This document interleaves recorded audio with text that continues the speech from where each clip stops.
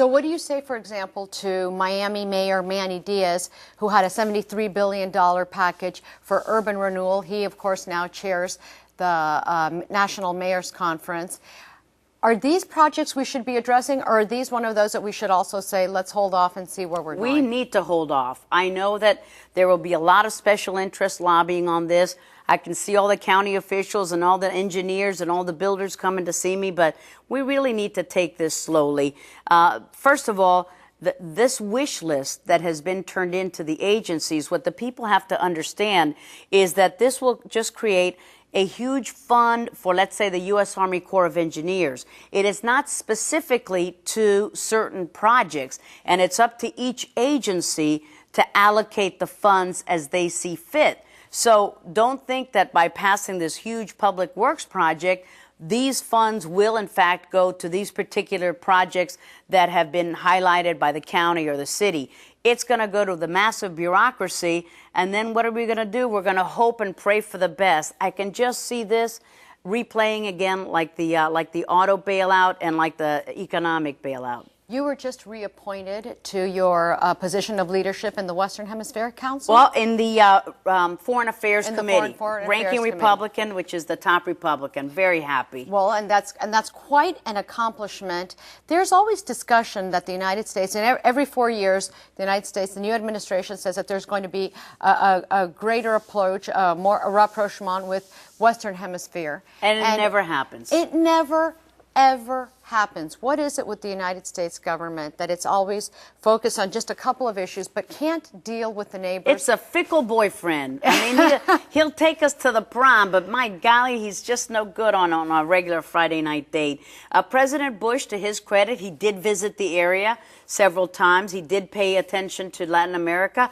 President Obama has still not been there, but he has put in place a good Latin American team that will focus on Latin America, and we ignore our hemisphere at our own peril. When we do ignore it, we have Hugo Chavez, we have Evo Morales, we have all of these strong men in not just in South America, in Central America, we have Daniel Ortega. So, you know, we have a lot of dangers, and we have such a great carrot that we can get these countries with us, like free trade agreements. I hope that President-elect Obama rethinks his views on the free trade agreement with Colombia, a strong partner, a solid democratic neighbor. We need to pass that. We need to pass other trade agreements with all our hemispheric neighbors, help them root out drugs, root out criminals, and make sure that they're not dependent on Hugo Chavez's oil. There's a new call, there's a new movement now to increase remittances and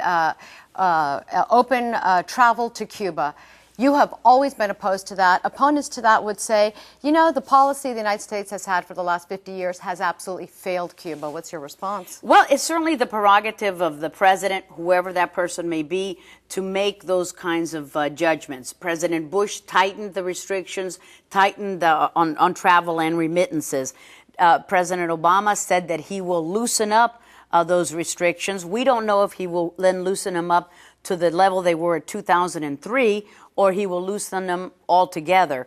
But the main thing is that President Obama said, I'm for the embargo. And I'm for the embargo until there's freedom for political prisoners, until there are free elections, multi-party system, and free expression of ideas. So we congratulate him for that, because we can twinkle with the edges, but the main heart of our U.S.-Cuba policy must remain with the embargo until freedom conditions are existent on the island. It is astounding to so many people that a nation so close to the United States, such as Haiti, should be undergoing such horrendous poverty issues.